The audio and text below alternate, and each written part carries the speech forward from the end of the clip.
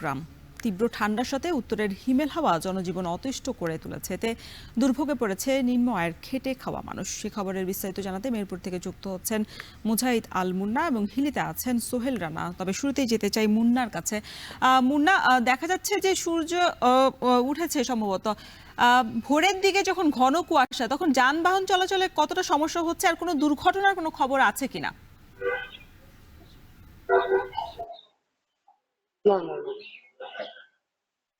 রওশন, আপনাকে আমি জানিয়ে রাখি, মেহেরপুরে কিন্তু দিন দিন শীতের তীব্রতা বাড়ছে। যদিও আমি যদি আজকের কথা বলি, আজকে সকাল 6টায় মেহেরপুরের সর্বনিম্ন তাপমাত্রা ছিল 12.2 ডিগ্রি সেলসিয়াস, যা গত 2 দিনের চাইতে কিছুটা বেড়েছে। গত বৃহস্পতিবারে মেহেরপুরের তাপমাত্রা ছিল 9.8 ডিগ্রি সেলসিয়াস এবং গতকাল ছিল 10.8 ডিগ্রি সেলসিয়াস। অর্থাৎ আজকে তাপমাত্রা কিছুটা বাড়লেও শীতের তীব্রতা কিন্তু কমেনি। আপনি দেখতে পাচ্ছেন, এখন কিন্তু সূর্যের মুখ দেখা গেছে অলরেডি। আরো 10 থেকে 15 মিনিট আগে থেকে মেহেরপুরের আকাশে সূর্যের দেখা গেছে। তবে সূর্য উঠলেও সূর্যের যে তীব্রতা বা প্রভাব কিন্তু জনজীবন এখনো পড়েনি।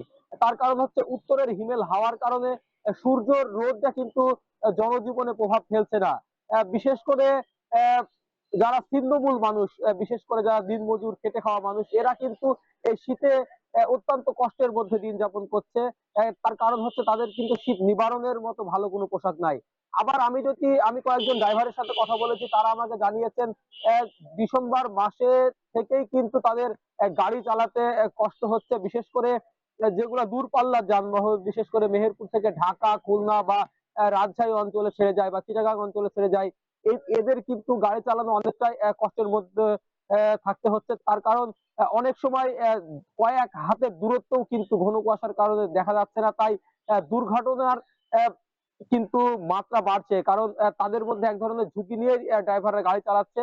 এছাড়াও আমি যদি আপনাকে জানিয়ে রাখি, যারা রিক্সা চালক, ভ্যান চালক, এরাও কিন্তু অতিরিক্ত শীতের কারণে ঠিক মতো রিক্সা ভ্যান চালাতে পারছে না। অতিরিক্ত বাতাসে তারা নাকাল হয়ে যাচ্ছে, যার ফলে তারা কিন্তু আয় রোজগারও কমে যাচ্ছে। আবার অতিরিক্ত শীতের কারণে কিন্তু ঠান্ডা জনিত রোগীর চাপ বাড়ছে মেহেরপুরের হাসপাতালগুলোতে। বিশেষ করে শীতের শুরু থেকেই এখনো পর্যন্ত হাসপাতালের চাপ কিন্তু অনেক বাড়ছে। বিশেষ করে যারা শিশু এবং বয়োজ্যেষ্ঠ, এরা কিন্তু জ্বর, ঠান্ডা, কাশি সহ বিভিন্ন রোগের মধ্যে পড়ে যাচ্ছে। তাই চিকিৎসকরা তাদের বিশেষ করে বাড়ির বয়োজ্যেষ্ঠ এবং শিশুদেরকে সাবধানে রাখার পরামর্শ দিচ্ছে। রওশন, এই ছিল আমার কাছে মেহেরপুরের শীত পরিস্থিতির সর্বশেষ। এবার একটু হিলির সোহেল রানার কাছে যেতে চাই, জানতে চাই যে হিলিতে শীতের তীব্রতায় বিশেষ করে ছিন্নমূল মানুষ যারা আছেন তাদের জীবনে আসলে কতটা প্রভাব পড়েছে?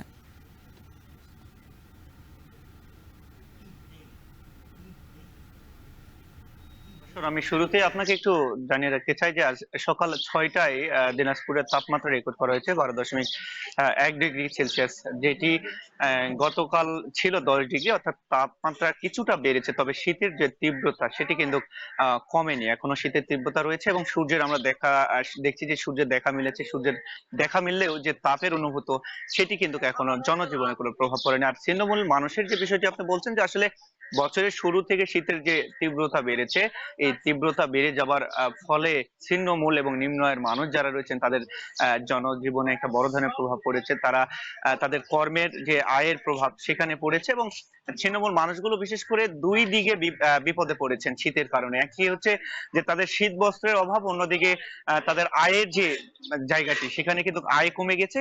সংসার পরিচালনার ক্ষেত্রে তাদের অনেকটাই বেগ পেতে হচ্ছে। সেই জায়গা থেকে তারা যেটি বলছেন, যদি প্রশাসনের পক্ষ থেকে শীত বস্ত্রের পাশাপাশি যদি খাদ্য সহায়তা দেওয়া হতো, সেক্ষেত্রে তাদের জন্য অনেকটাই ভালো হতো। কারণ তারা বলছেন যে আসলে এই সময়টা যেহেতু আয় কম হয়, সংসার চালাতে অনেক কষ্ট হয়, তো সেই জায়গাতে তাদের একটা সহযোগিতা দরকার বলে তারা বলছেন। আমরা দেখেছি যে এখন পর্যন্ত বেশ কিছু রাজনৈতিক সংগঠন এবং উপজেলা প্রশাসন, পৌর প্রশাসকের পক্ষ থেকে শীত বস্ত্র বিতরণ করা হয়েছে, তবে সেটি আহ চাহিদার চেয়ে অনেকটাই কম, যার কারণে কিন্তু এই পরিবারগুলো এখনো পর্যাপ্ত পরিমাণে শীত বস্ত্র পায়নি। এবং ছিন্নমূল যারা মানুষ রয়েছেন তারা রাস্তাঘাটে থাকছেন, তাদের গরম কাপড়ের আসলে অনেকটাই সংকট। তারা এই মুহূর্তে তাদের যে সমস্যাটা হচ্ছে অর্থের কারণে, তারা কিন্তু তাদের পরিবারের যে গরম কাপড়ের যে চাহিদা সেটি কিন্তু পূরণ করতে পারছে না। তো সব মিলিয়ে দেখা যাচ্ছে যে তাদের জীবনে এবং যারা নিম্ন আয়ের মানুষ আছেন তাদের জীবনে একটা বড় ধরনের প্রভাব কিন্তু এই শীতকালে পড়ে থাকে। সেজন্য তারা বারংবার সরকারের দৃষ্টি আকর্ষণ করে থাকে যে যাতে করে তাদের পাশে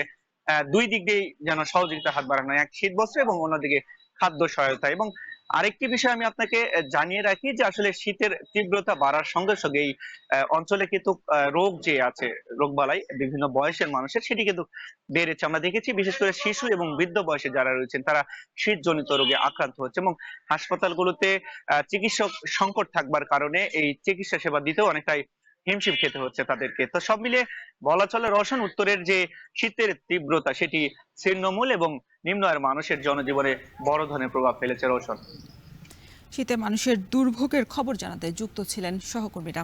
এদিকে শীতের তীব্র